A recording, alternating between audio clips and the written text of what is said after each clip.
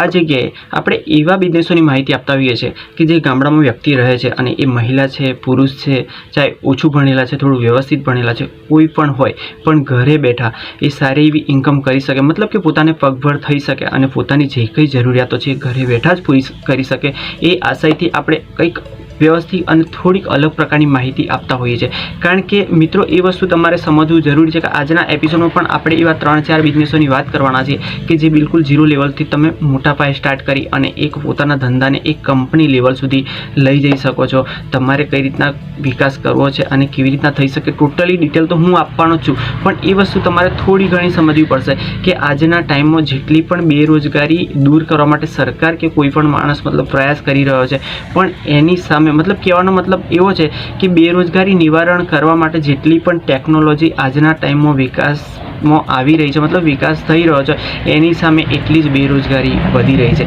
Simply એક દાખલો જોઈએ મિત્રો, તો માની લો કે તમે કદાચ થોડું ઘણું ભણેલા છો, તમારી જોડે એન્ડ્રોઈડ મોબાઈલ છે કે જે અત્યારે મને તમે જોઈ રહ્યા છો, તો ઓલરેડી તમારામાં ફોનપે કે ગૂગલ પે ઇન્સ્ટોલ હશે અને એના માધ્યમથી તમે પોતાના મોબાઈલનું રિચાર્જ યા તો થોડા ઘણા પૈસા બીજા કોઈના ખાતામાં ટ્રાન્સફર કરવા તમે પોતે કરતા જશો મિત્રો. કેમ, સાચું ને? બસ આ જ વસ્તુ હું તમને સમજાવવા માગું છું કે માની લો કે જ્યારે ઓનલાઈનનો ટાઈમ છે ત્યારે ઘણા લોકો જે CSC સેન્ટર લઈને બેઠા હોય છે કે જે લોકો ઓનલાઈન આવેદન કરવા માગતા હોય છે, તમારા મારા જેવા, તો એમના માધ્યમથી ઓનલાઈન આવેદન કરતા હોય છે અને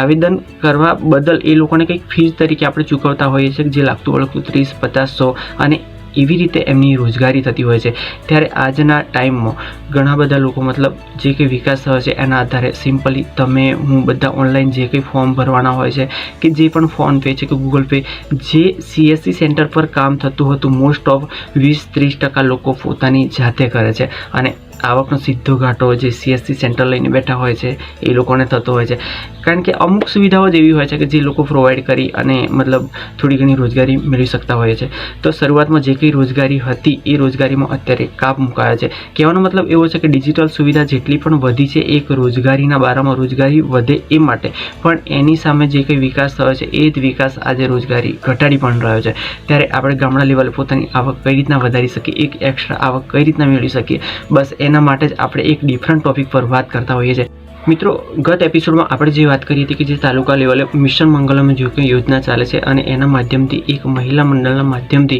આપણે મતલબ પોતાનો જે સ્વરોજગાર છે એ કઈ રીતના ચાલુ કરી શકીએ એની મેં ડિટેલ ઓલરેડી આપી છે. પણ અમુક વસ્તુઓ, અમુક વાતો એવી છે મિત્રો કે જેનાથી તમને વાકેફ કરવા જરૂરી છે, કારણ કે એ જ મંડળના આધારિત તમે ઘણા બધા વ્યવસાયો સ્થાપી શકો છો અને એમાં જે સરકાર તો સપોર્ટ કરે જ છે ઓલરેડી, પણ જે તાલુકા લેવલે ઘણા બધા કર્મચારી પણ સપોર્ટ કરતા હોય છે અવનવી યોજનાઓ અંતર્ગત. તો એ યોજના એવી છે મિત્રો કે તમને વારે ઘડી મારે કહેવાનો મતલબ એક જ છે કે એના માધ્યમથી તમે પોતાને પગભર આરામથી થઈ શકો છો. કારણ કે મેં તમને વાત કરી એવી રીતના દરેક ધંધામાં જ્યારે આજે કોમ્પિટિશન વધી ગયું છે, દર 100 વ્યક્તિએ માની લો કે 20 વ્યક્તિ ધંધો કરે છે અને જે બાકીના 80 લોકોની જરૂરિયાત છે. મિત્રો, વાત સમજવાની કોશિશ કરો કે દર 100 વ્યક્તિઓએ 20 વ્યક્તિ ધંધો કરે છે અને જે 80 વ્યક્તિઓ છે એ જ 20 વ્યક્તિઓ જોડે મતલબ જરૂરિયાત પૂરી કરે છે. તો એકની એક જરૂરિયાત 20 વ્યક્તિ જો પૂરી કરતા હોય તો એક વ્યક્તિના ભાગે કેટલા માણસ આવશે? કહેવાનો મતલબ કે જ્યારે બેરોજગારી વધી જ ગઈ છે તો આવા ડિફરન્ટ ટોપિકો પર તમે જ્યારે કામ કરશો તો 100% તમે આગળ વધશો. તો આ જ વિષય અંતર્ગત હું તમને જે 3 વ્યવસાય આપવાનો છે મિત્રો, એ 3 વ્યવસાયમાં છે કે એક સેનેટરી નેપકિન. મિત્રો, આજના ટાઈમમાં જ્યારે આધુનિક ટેકનોલોજીનો વિકાસ તો થયો જ છે, પણ એની સાથે જે શિક્ષણ વધ્યું છે એના કારણે અને એ જ કારણને લીધે જ્યારે મહિલાઓ પણ પોતાને પગભર થતી હોય અને પોતાના સ્વાસ્થ્ય પ્રત્યે જાગૃત બની હોય ત્યારે સેનેટરી નેપકિનનો ઉપયોગ ઘણો બધો વધી ગયો છે અને એ જ વસ્તુ તમને તાલુકામાં પણ માહિતી મળી જતી હોય છે કે તમારે આ જ વસ્તુ તૈયાર કરી અને કઈ જગ્યાએ સેલિંગ કરવી. તો એ જે સેલિંગ પોઈન્ટ એ લોકો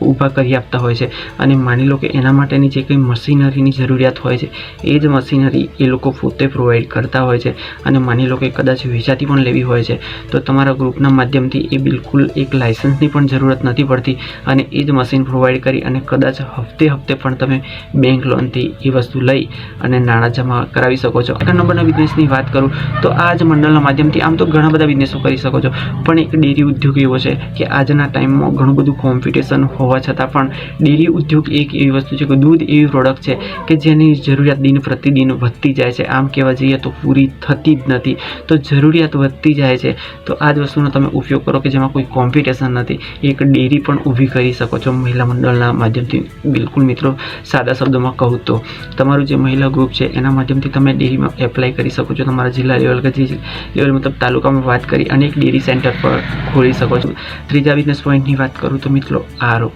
કે જે મતલબ આરો આજના ટાઈમમાં આરો શબ્દ આવતા જ બધાને ખ્યાલ આવી જાય કે લોકો ગામડાના હોય ચાહે સિટીના હોય,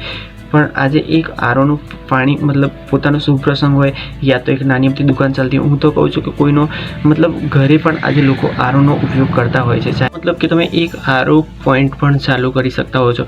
માની લો કે આ જે કંઈ મોટા ધંધાઓ છે જેમાં લાખોનું રોકાણ બોલતું હોય કે 4-5 લાખ રૂપિયા, પણ એ જ વસ્તુ તમે એક મંડળના માધ્યમથી ધીમે ધીમે કરીને સ્ટાર્ટઅપ કરી શકતા હોય છે. ધીમે ધીમે કહેવાનો મતલબ તમે શરૂઆતમાં કદાચ તાલુકા લેવલથી કદાચ સપોર્ટ ના મળે મીન્સ કે એ લોકો જે કંઈ કેન્દ્ર સરકારથી ગ્રાન્ટ આવતી હોય છે અને એના માધ્યમથી સપોર્ટ કરતા હોય છે, પણ ક્યારેક સરકારી કામ છે તો ગ્રાન્ટ લેટ પડતી હોય છે, તો એ લોકો ટાઈમે સપોર્ટ નથી કરી શકતા, ત્યાંથી સપોર્ટ આપણને લેટ મળે છે. તો માની લો કે તમે બેંકનું માધ્યમ છે તો બેંકના માધ્યમથી બેંક શરૂઆતમાં તમને 50,000 રૂપિયા આપે છે અને એ તમે ધીમે કરી અને રિકવર મતલબ રેગ્યુલર ટાઈમલી ભરી દો છો તો એના પછી તમને લાખ રૂપિયા કે 1.5 લાખ રૂપિયા એ લોકો પ્રોવાઈડ કરતા હોય છે. અને એ જો રેગ્યુલર ભરો છો તો પછીના કામ માટે તમને એનાથી વધારે મળતા હોય છે. અને એક તાલુકાની યોજના કે જે એક મંડળના માધ્યમથી તમે ધારેલા જે કંઈ મોટા વ્યવસાયો છે કે જેમાં લાખો રૂપિયાનું રોકાણ બોલે છે અને એ આપણા માટે પોસિબલ નથી કે કોઈ જગ્યાએથી લોન લઈ અને આપણે એ વસ્તુ કરીશું, યા તો પોતે કમાઈને ભેગા કરીને કોઈ ધંધો ચાલુ કરવાની ઈચ્છા ધરાવી છે, પણ આજના ટાઈમમાં એ જો આપણા માટે પોસિબલ નથી, તો તમે આ એક એવું માધ્યમ છે કે જેના માધ્યમથી તમે ધારેલા ટોટલી જે કંઈ ગૃહ ઉદ્યોગ છે કે ટોટલી જે કંઈ વ્યવસાયો છે અને એના આધારિત જે પણ આવક છે એ તમે 100% આ જગ્યાએ કરી શકો છો. અને એ જે કઈ જગ્યાએ મતલબ સેલિંગ કરવું, ટોટલી તમારા જે કંઈ પ્રશ્નો છે એ જ પ્રશ્નનું સોલ્યુશન તમને ત્યાંથી મતલબ તાલુકા લેવલેથી મળી જતું હોય છે. અને એમાં ઘણી બધી યોજનાઓ અને ઘણા બધા લાભો પણ પ્રોવાઈડ આપણને કરાવતા હોય છે લોકો, અને ટાઈમે તાલીમ પણ આપતા હોય છે. અને એના માધ્યમથી આપણને ન આવડતી વસ્તુ શીખીને પણ તમે વ્યવસાય ચાલુ કરી શકો છો. વેલ મિત્રો, આજનો એપિસોડ કેવો લાગ્યો કમેન્ટ કરીને જરૂરથી જણાવજો. બસ એપિસોડ બનાવવા પાછળનું એક જ રીઝન હતું કે તમે પોતે પગભર થાવ, અને એ પણ 0 રોકાણમાં, અને એ પણ ગામડા લેવલે, અને જે કંઈ કોમ્પિટિશન ભરેલો ટાઈમ છે અને એમાં જે કંઈ બિઝનેસો ચાલે છે એનાથી થોડોક ડિફરન્ટ બિઝનેસ ચાલુ કરીને. તો આવતા એપિસોડમાં કંઈક નવું લઈને મળી, ત્યાં સુધી આપણા મિત્ર મુકેશભાઈને રજા આપો. જય હિન્દ, જય ભારત.